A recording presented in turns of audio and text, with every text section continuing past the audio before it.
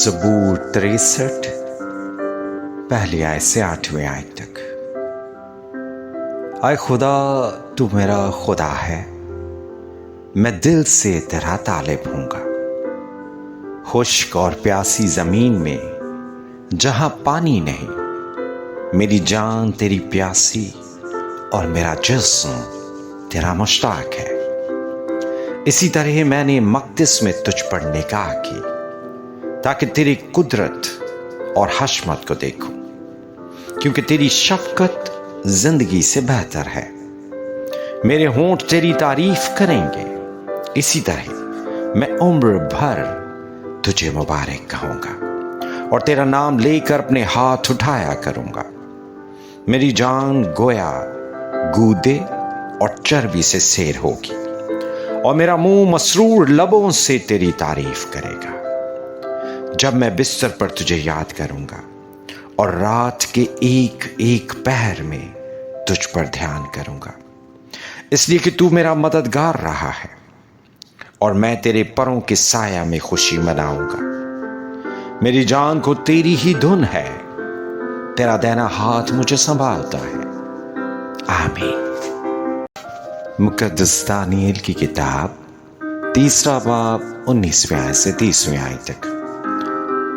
تب نبوکدنضر قہر سے بھر گیا، اور اس کے چہرہ کا رنگ صدرک اور میثق اور ابدنجو پر مبدل ہوا، اور اس نے حکم دیا کہ بھٹی کی آنچ معمول سے 7 گنا زیادہ کرے، اور اسے اپنے لشکر کے چند زوراور پہلوانوں کو حکم کیا کہ صدرک اور میثق اور ابدنجو کو باندھ کر آگ کی جلتی بھٹی میں ڈال دے۔ تب یہ مرد اپنے زیر جاموں، قمیضوں اور اماموں سمیت باندھے گئے اور آگ کی جلتی بھٹی میں پھینک دیے گئے۔ پس چونکہ بادشاہ کا حکم تاکیدی تھا اور بھٹی کی آنچ نہایت تیز تھی، اس لیے صدرک اور میثق اور ابدنجو کو اٹھانے والے آگ کے شعلوں سے ہلاک ہو گئے، اور یہ 3 مرد یعنی صدرک اور میثق اور ابدنجو بندھے ہوئے آگ کی جلتی بھٹی میں جا پڑے۔ تب نبوکدنضر بادشاہ سراسیمہ ہو کر جلد اٹھا اور ارکان دولت سے مخاطب ہو کر کہنے لگا، کیا ہم نے 3 شخصوں کو بندھوا کر آگ میں نہیں ڈلوایا؟ انہوں نے جواب دیا کہ بادشاہ نے سچ فرمایا ہے۔ اس نے کہا، دیکھو میں 4 شخص آگ میں کھلے پھرتے دیکھتا ہوں، اور ان کو کچھ ضرر نہیں پہنچا، اور چوتھے کی صورت الہزادہ کی سی ہے۔ تب نبوکدنضر نے آگ کی جلتی بھٹی کے دروازہ پر آ کر کہا، آئے صدرک اور میثق اور ابدنجو، خدا تعالیٰ کے بندو باہر نکلو اور ادھر آؤ۔ پس صدرک اور میثق اور ابدنجو آگ سے نکل آئے۔ تب ناظموں اور حاکموں اور سرداروں اور بادشاہ کے مشیروں نے فراہم ہو کر ان شخصوں پر نظر کی، اور دیکھا کہ آگ نے ان کے بدنوں پر کچھ تاثیر نہ کی، اور ان کے سر کا ایک بال بھی نہ جلایا، اور ان کی پوشاک میں مطلق فرق نہ آیا، اور ان سے آگ سے جلنے کی بو بھی نہ آتی تھی۔ پس نبوکدنضر نے پکار کر کہا کہ صدرک اور میثق اور ابدنجو کا خدا مبارک ہو، جس نے اپنا فرشتہ بھیج کر اپنے بندوں کو رہائی بخشی، جنہوں نے اس پر توکل کر کے بادشاہ کے حکم کو ٹال دیا اور اپنے بدنوں کو نثار کیا کہ اپنے خدا کے سوا کسی دوسرے معبود کی عبادت اور بندگی نہ کرے۔